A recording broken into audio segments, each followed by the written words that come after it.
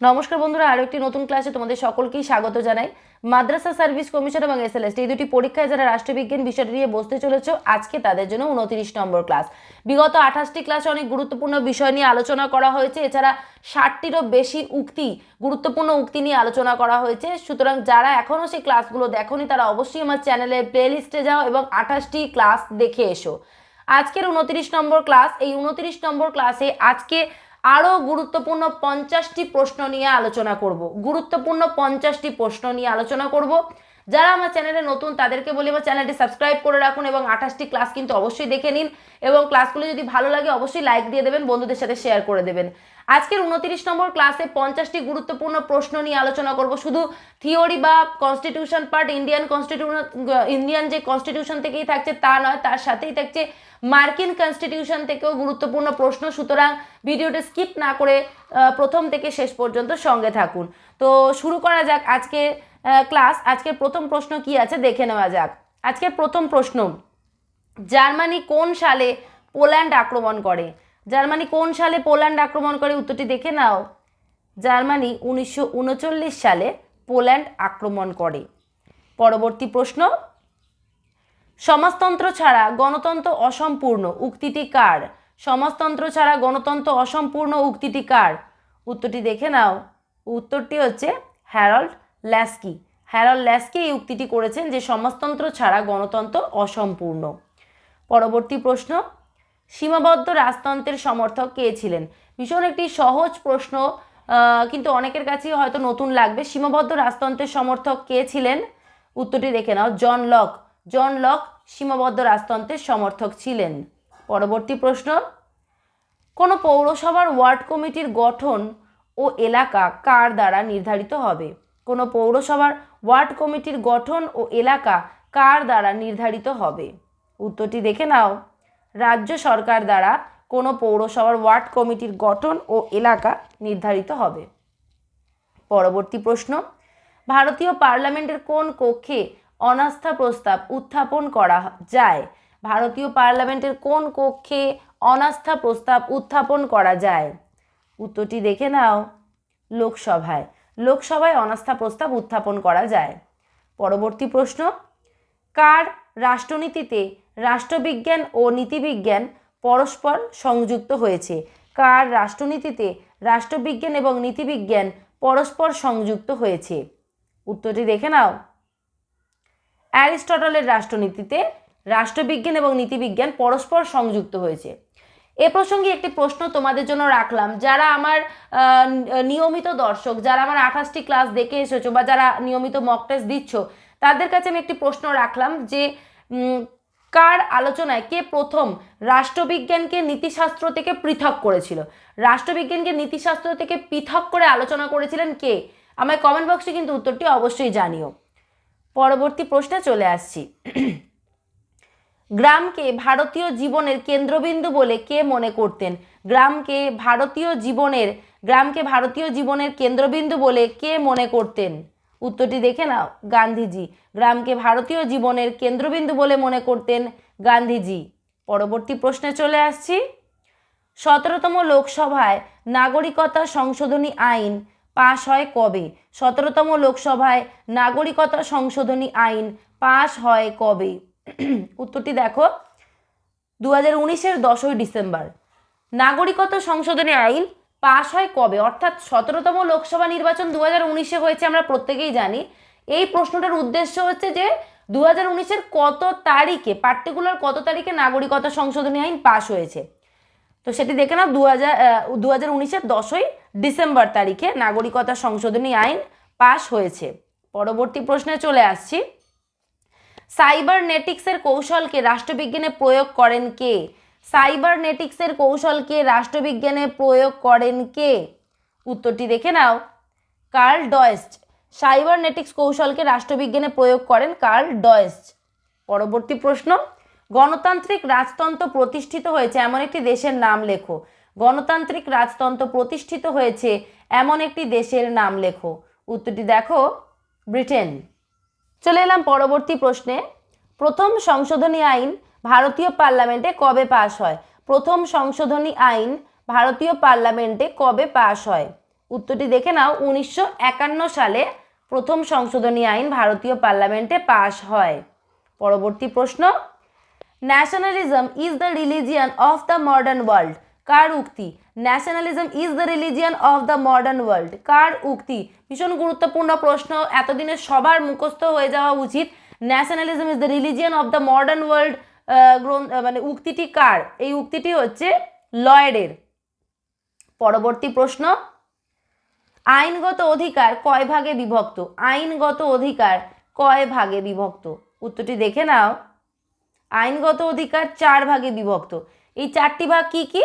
পৌর, রাজনৈতিক, অর্থনৈতিক ও সামাজিক। আইনগত অধিকার এই 4 ভাগে বিভক্ত। পরবর্তী প্রশ্ন, জাতীয় ঐক্য ও শক্তির সঙ্গে অঙ্গরাজ্যগুলির অধিকারের সামঞ্জস্য বিধানের রাষ্ট্রনৈতিক উপায়কে যুক্তরাষ্ট্র বলে কে? কে কথা মানে বলে কে চিহ্নিত করেছেন? জাতীয় ঐক্য ও শক্তির সঙ্গে অঙ্গরাজ্যগুলির অধিকারের সামঞ্জস্য বিধানের রাষ্ট্রনৈতিক উপায়কে যুক্তরাষ্ট্র বলে কে চিহ্নিত করেছেন? উত্তরটি দেখে নাও, অধ্যাপক ডাইসি। অধ্যাপক ডাইসি কথা বলেছেন। পরবর্তী প্রশ্নে চলে আসছি, কে মনে করতেন রাজা চুক্তির ঊর্ধ্বে নন, তিনি চুক্তির একটি পক্ষ? কে মনে করতেন রাজা চুক্তির ঊর্ধ্বে নন, তিনি চুক্তির একটি পক্ষ? উত্তরটি হলো জন লক। পরবর্তী প্রশ্ন, সাধারণ সভার ভোটদান সম্পর্কিত ধারা কোনটি? সাধারণ সভার ভোটদান সম্পর্কিত ধারা কোনটি? প্রশ্নগুলি দেখেই উত্তরগুলো মনে নিয়ে আসার চেষ্টা করো প্রত্যেকেই। সাধারণ সভার ভোটদান সম্পর্কিত ধারা কোনটি? উত্তরটি দেখে নাও, সাধারণ সভার ভোটদান সম্পর্কিত ধারা হচ্ছে 18 নম্বর ধারা। সাধারণ সভার ভোটদান সম্পর্কিত ধারা হচ্ছে 18 নম্বর ধারা। পরবর্তী প্রশ্ন, স্বাভাবিক অধিকারকে অর্থহীন বাগাড়ম্বর বলেছেন কে? স্বাভাবিক অধিকারকে অর্থহীন বাগাড়ম্বর বলেছেন কে? স্বাভাবিক অধিকারকে অর্থহীন বাগাড়ম্বর বলেছেন কে? উত্তর হচ্ছে বেনথাম। বেনথাম বলেছেন স্বাভাবিক অধিকার হলো অর্থহীন বাগাড়ম্বর। পরবর্তী প্রশ্ন, মডার্ন পলিটিক্যাল অ্যানালিসিস গ্রন্থটি কার লেখা? মডার্ন পলিটিক্যাল অ্যানালিসিস গ্রন্থটি কার লেখা? মডার্ন পলিটিক্যাল অ্যানালিসিস গ্রন্থটি কার লেখা? যে সমস্ত প্রশ্নগুলো, যে সমস্ত বইয়ের নামগুলো গুরুত্বপূর্ণ, সেই বইয়ের নাম অর্থাৎ বইটি কে লিখেছেন তার সাথে বইয়ের তারিখটি অর্থাৎ কবে রচিত হয়েছে, কবে প্রকাশিত হয়েছে, সেই বিষয়গুলো কিন্তু একটু মনে রাখা উচিত। মডার্ন পলিটিক্যাল অ্যানালিসিস গ্রন্থটি রচিত হচ্ছে রবার্ট ডাল, 1963 সালে রচনা করেছেন। পরবর্তী প্রশ্নে চলে আসছি, the state in theory and practice, the state in theory and practice গ্রন্থটি কার লেখা? The state in theory and practice গ্রন্থটি কার লেখা? উত্তরটি দেখে নাও, হ্যারল্ড ল্যাস্কির লেখা। পরবর্তী প্রশ্নে চলে আসছি, অধিকারের আইনগত ও নৈতিক দিকের উপর গুরুত্ব দিয়েছিলেন কে বা কারাও বলতে পারো। অধিকারের আইনগত ও নৈতিক দিকের উপর গুরুত্ব দিয়েছিলেন কে বা কারা? আইনগত এবং নৈতিক দিকের উপর গুরুত্ব, নৈতিক দিকের উপর গুরুত্ব দিয়েছিলেন কে বললেই উত্তরটি আমরা জানি, গ্রিন। এবং তার সাথে অধিকারের আইনগত এবং নৈতিক দুটো দিকের উপরই সমভাবে গুরুত্ব দিয়েছিলেন কিন্তু বার্কার, তার সাথে গ্রিনও, বার্কার এবং গ্রিন। চলে এলাম আমাদের 21 নম্বর প্রশ্নে, আদি অবস্থান শব্দটি কে ব্যবহার করেন? আদি অবস্থান শব্দটি কে ব্যবহার করেন?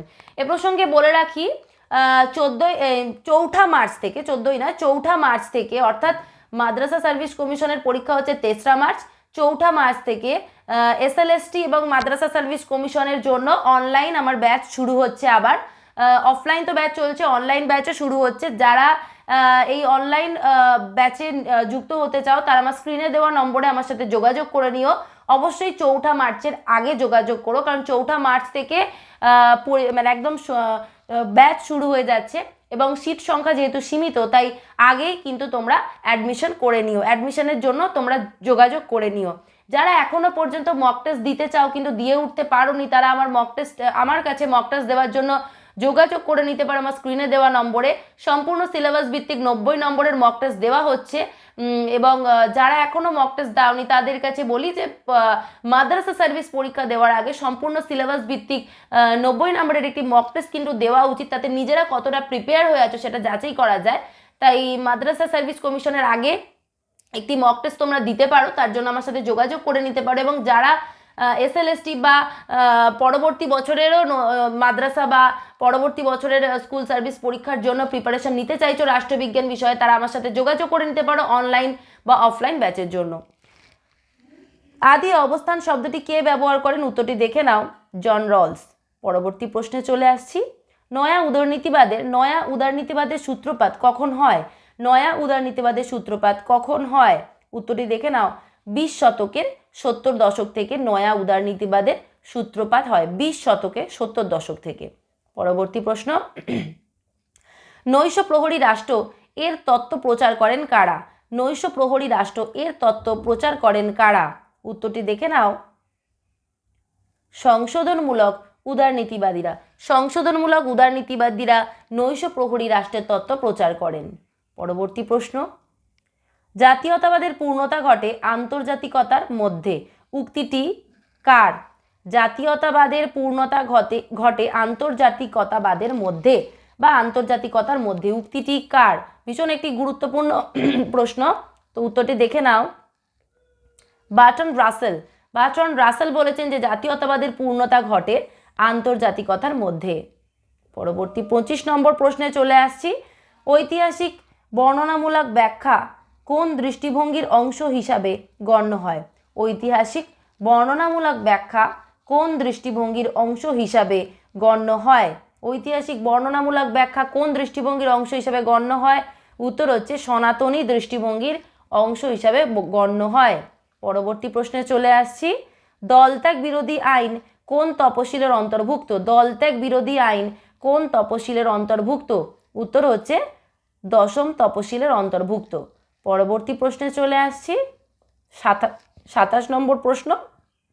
মার্কস বস্তুবাদের ধারণাটি গ্রহণ করেছিলেন কার কাছ থেকে? মার্কস বস্তুবাদের ধারণাটি গ্রহণ করেছিলেন কার কাছ থেকে? উত্তরটি দেখে নাও, ফয়েরবাখের কাছ থেকে। ফয়েরবাখের কাছ থেকে মার্কস বস্তুবাদের ধারণাটি গ্রহণ করেছিলেন। পরবর্তী প্রশ্নে চলে আসছি। রাষ্ট্র হলো স্বাধীন সত্তা বিশিষ্ট একটি জীবন্ত প্রাণী, উক্তিটি কার?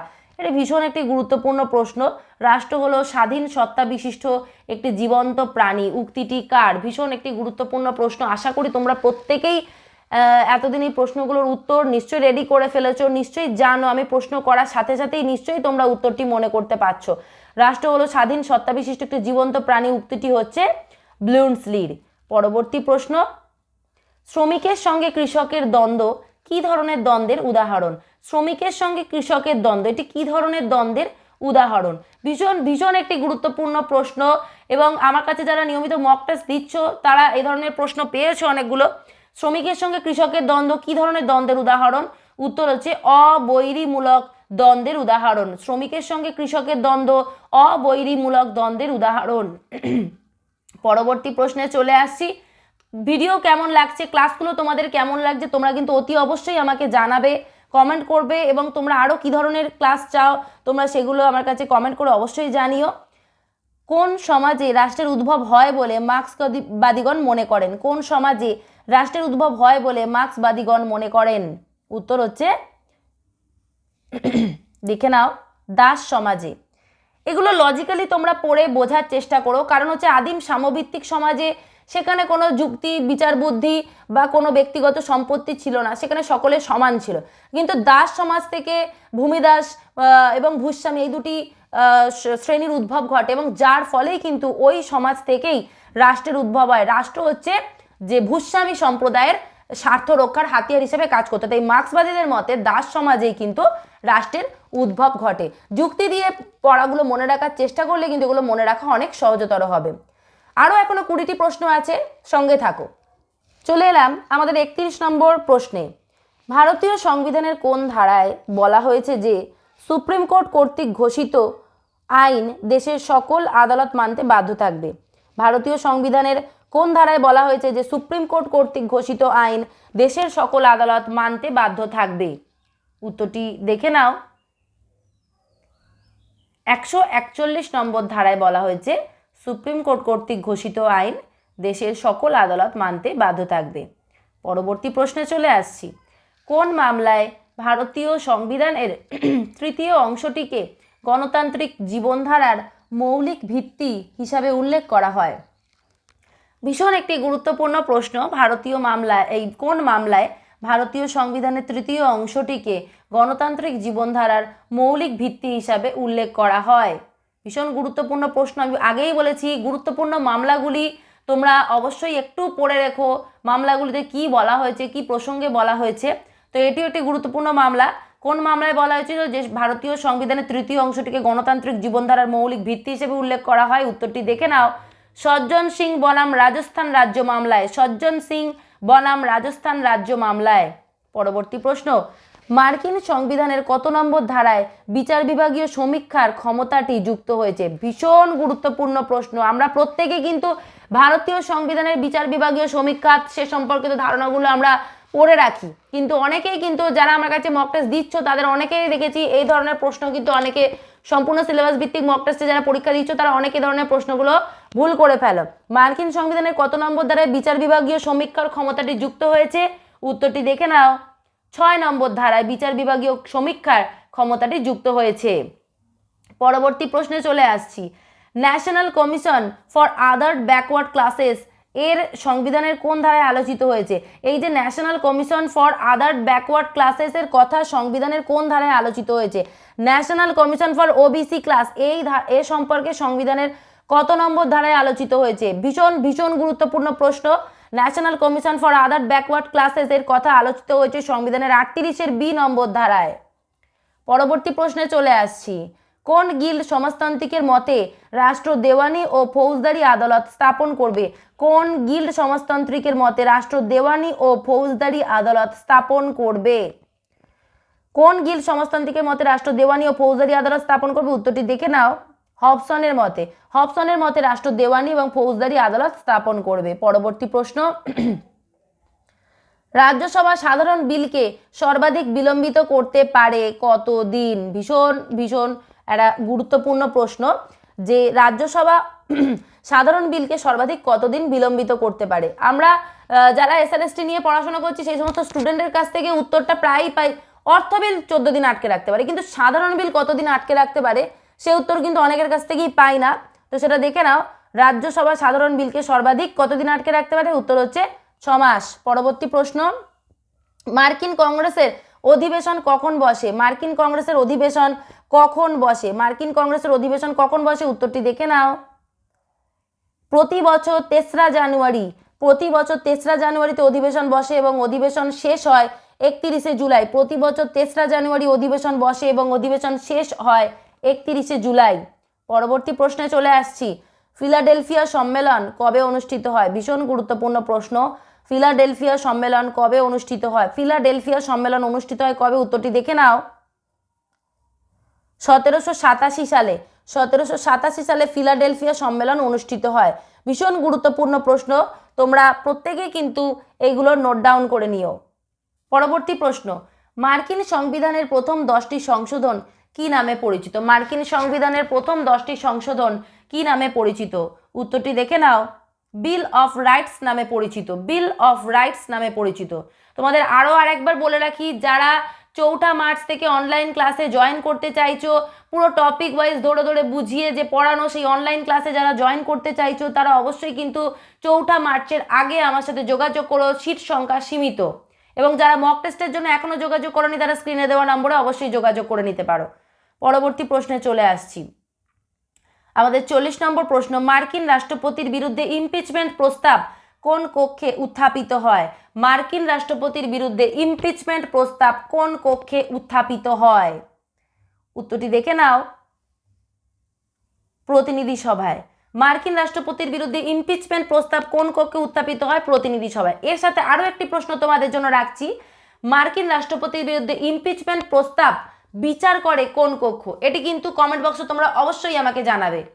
মার্কিন রাষ্ট্রপতির বিরুদ্ধে ইমপিচমেন্ট প্রস্তাবটা, ইমপিচমেন্টের যে বিচার সেটা কোন কক্ষ করে? প্রস্তাব উত্থাপিত হচ্ছে প্রতিনিধি সভায়, কিন্তু বিচার করছে কে?